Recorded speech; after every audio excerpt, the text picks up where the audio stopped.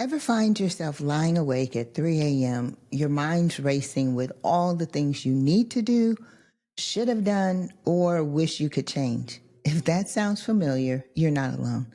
And I mean truly not alone. Studies show that about 70% of adults in midlife experience this exact same thing. Midlife brings a unique cocktail of transitions, career shifts, family changes, health concerns, and just the weight of everyday life. But here's the good news. You don't have to live in a constant state of stress. Today, we're diving deep into practical ways to reduce stress and anxiety in midlife because we deserve to feel at peace, not just push through. Welcome to Aging with Grace and Style, the show where we embrace midlife with confidence, purpose, and joy. I'm Valerie, and if this is your first time listening, I am so glad that you're here. And if you've been rocking with me for a while, welcome back. I always appreciate you spending this time with me. This podcast is all about living fully and authentically in the next chapter of life. And today's episode is no exception. Stress and anxiety can feel like constant companions in midlife, but they don't have to control us. Let's talk about real practical ways to lighten the load and to reclaim our peace. Let's be honest. Life in our 40s, 50s, and beyond, it doesn't slow down, does it? If anything, the responsibilities just keep piling up. It sometimes feels like we're juggling torches while riding a unicycle on a tightrope. You know what I mean? You're managing your career, possibly caring for aging parents, maybe helping adult children navigate their lives, maintaining relationships, and trying to prioritize your own health, all while dealing with hormonal changes that make you feel like you're losing your mind some days. But here's something I want you to hear loud and clear. Stress is not a badge of honor. Overwhelm is not a requirement for success. And anxiety is not something that we just have to deal with. I learned this lesson the hard way, and I'll share that story with you in a minute. Today, we're going beyond just talking about stress. We're going to explore exactly what happens in your body when you're stressed, why it feels so different in midlife, and most importantly, I'm going to give you specific actionable strategies that you can start using today. Not just quick fixes, but real sustainable practices that can change how you experience stress. So let's get into it. Stress isn't new, but something shifts when we hit midlife. Suddenly, we're juggling responsibilities in a way that we never did before. Our parents may be aging and need our support. Our kids are growing up and leaving or have already left the nest, or sometimes coming back. Work might feel more demanding, or maybe we're considering a career change. And let's not forget hormonal changes. Hello, menopause. All of this adds up to a perfect storm of stress that can leave us feeling exhausted, anxious, and even questioning ourselves. Midlife is a unique season filled with both opportunities and challenges, but it also presents new stressors that we may not have encountered before. The combination of physiological, emotional, and lifestyle changes can make stress feel more intense and harder to manage. So let's take a deeper look at why this happens. Let's talk about hormonal shifts. As estrogen and progesterone levels fluctuate, many women experience heightened anxiety, mood swings, and sleep disturbances. I know I do. These hormonal changes affect the brain's ability to regulate stress, making it harder to stay calm in high pressure situations. Then there's increased responsibilities. At this stage, many of us are juggling many roles, whether it's managing a demanding career, supporting aging parents, guiding adult children, or maintaining a household. The pressures to do it all can leave us feeling stretched way too thin. And next, we have health concerns. Unlike in our younger years, our bodies start demanding more attention. We may be dealing with joint pain, metabolic changes, perimenopause, or unexpected medical diagnosis. These physical stressors, they add another layer of worry to our daily lives. There's identity shifts. Midlife is often a time of reassessment, whether it's career transitions, empty nest syndrome, or just challenging social circles. We may feel a loss of identity or struggle with questions like, what's next for me? Or, am I still relevant? This sense of uncertainty can be a major source of stress. There are cultural expectations and societal pressures. So let's not forget the unrealistic expectations that are placed on women in midlife. We are often told to age gracefully while still being productive, attractive, and engaged in everything. The pressure to meet these expectations can add a subtle but constant weight of stress. So let me share something that changed my whole perspective on midlife. I read an article by a neuropsychologist who specialized in midlife transitions. And she explained something that I thought was totally fascinating. Our brains actually process stress differently in midlife. It's not just that we have more to deal with, though we definitely do. It's that our brain's stress response system is going through its own changes. Here's what actually happens in your body during this time. Your hormonal fluctuations aren't just affecting your mood, they're changing how your brain processes stress signals. Your body's stress hormone, the cortisol, tends to stay elevated longer than it did when we were younger. Your sleep patterns are changing, which affects your body's natural stress recovery system. But here's the empowering part. Understanding these changes gives us the power to work within them, not against them. Remember when I mentioned that I learned about stress the hard way? Well, here's what happened. I remember a time when I felt completely drained, physically, emotionally, and mentally. I was saying yes to everything, trying to be everything to everyone, and slowly losing myself in the process. It took one moment, an exhausting, tear-filled evening, for me to realize that I couldn't keep going like this. And that's when I started making real changes. Now that we understand why stress feels heavier, let's move into how we can start managing it in a way that feels empowering. Remember how I mentioned that 3 a.m. worry session? Well, let's talk about how to use our experience to our advantage. When you feel anxiety building, try this technique. I call it the wisdom check. Ask yourself, have I successfully handled something similar before? Chances are you have. Take a moment to recall how you managed it then and what you learned. This simple practice can help calm your nervous system and activate your problem-solving skills. For me, stress and anxiety shows up in different ways. Sometimes I just shut down and I internalize it.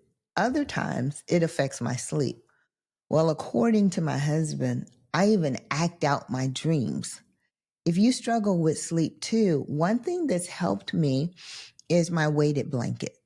A weighted blanket is designed to provide gentle pressure almost like a hug, helping to stay calm or helping to calm the nervous system and promote relaxation. So if you haven't tried one, it might be worth looking into if you feel anxiety or stress at night. Okay, I've said a lot, right?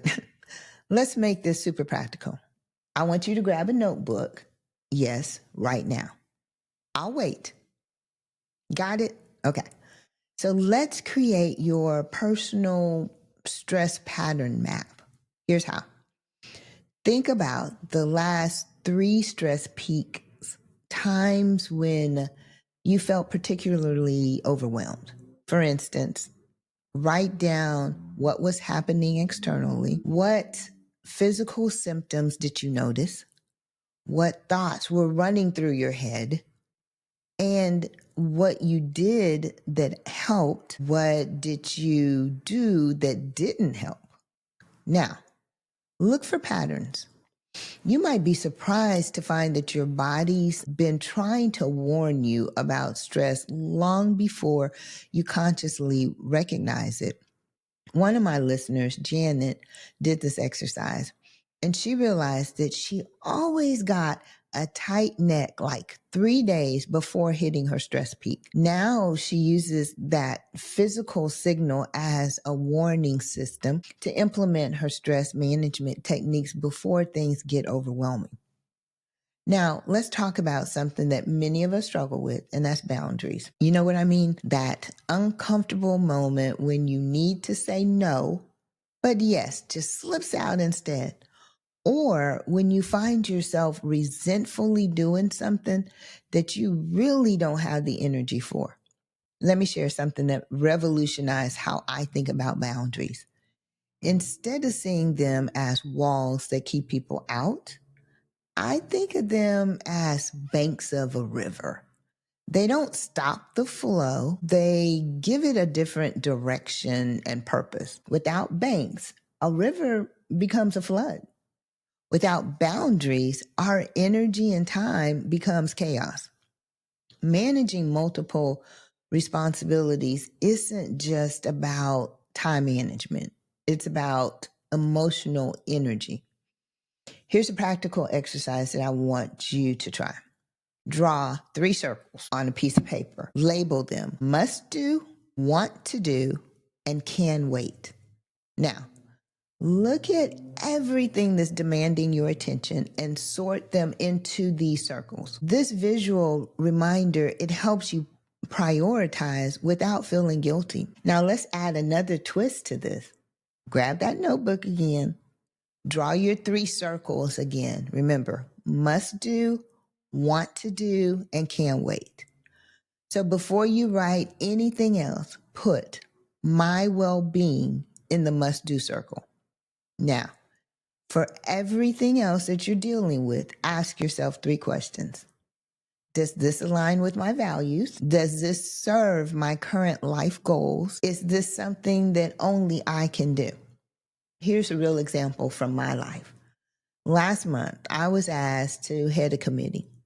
It was for a great cause, real important work.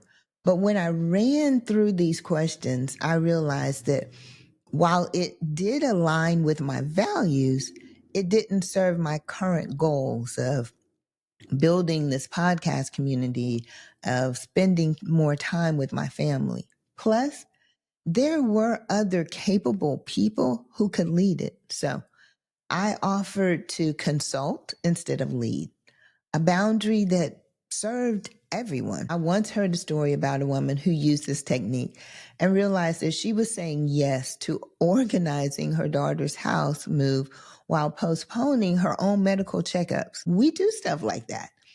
Remember, putting yourself in the must-do circle, it isn't selfish. It's really necessary. So let's finish this segment by talking about the language of boundaries, because this is where many of us get stuck. Here's some phrases that have worked for me and my listeners. Instead of a flat no, try, I've looked at my commitments and I can't give this the attention it deserves. Or, that sounds wonderful. While I can't take it on, I'd be happy to share some resources that might help. Or here's another. I need to pause before answering. Can I get back with you tomorrow? Remember, you're not just saying no to something, you're saying yes to your peace of mind and your well being. If you're struggling with saying no, check out my recent episode. I think it's number 85, and it's entitled Stop People Pleasing, Discover the Freedom of Saying No. That'll help you with your ability to say no. But stress isn't just about what's on our plates. It's also about how our bodies respond to it. So let's dive deeper into how our bodies and our minds work together in midlife, because this connection is fascinating and it's so important to understand. You know, those days when you feel like you're just moving through fog, everything seems harder than it should be. There's actually a scientific reason for this. When we're stressed, our bodies release what's called cortisol, which is normal and necessary. But in midlife, especially during perimenopause and menopause, our cortisol patterns, they can get disrupted. This isn't just about feeling stress. It can affect everything from our sleep to our memory to our metabolism. So here's some ways that I personally combat stress. One is working out.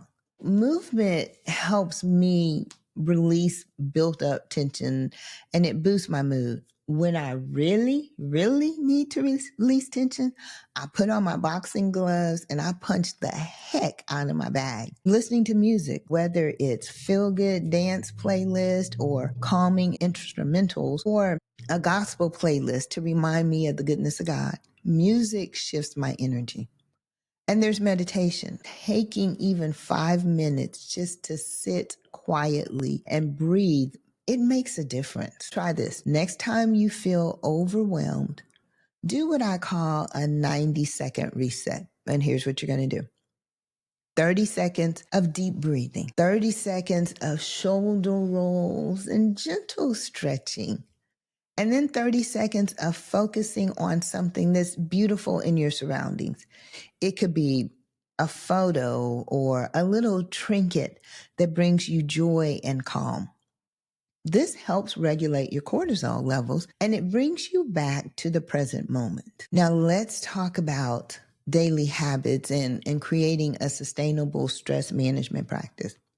Because here's the truth. It's not about doing everything perfectly. It's about finding what works for you and making it so simple that you can't talk yourself out of it. Here are my daily non-negotiables for stress management. Now, you can use them or you find your own. It's just to give you an idea of what I do. I have my morning me time.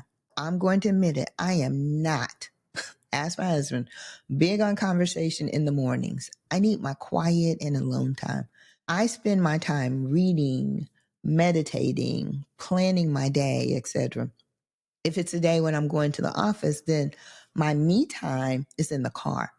But whatever it is, even if it's just 10 minutes with your coffee before everyone needs you, this time helps to set the tone for the day.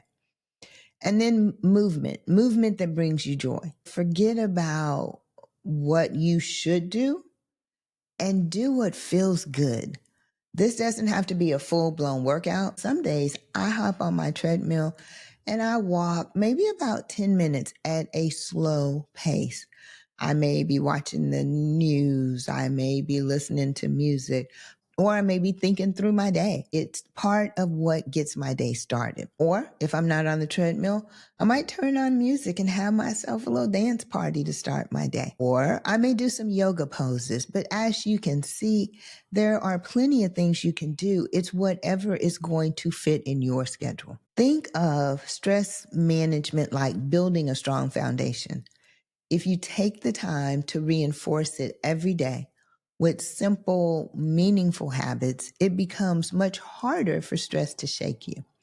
It's not about perfection, but about creating small, consistent routines that help you feel more grounded.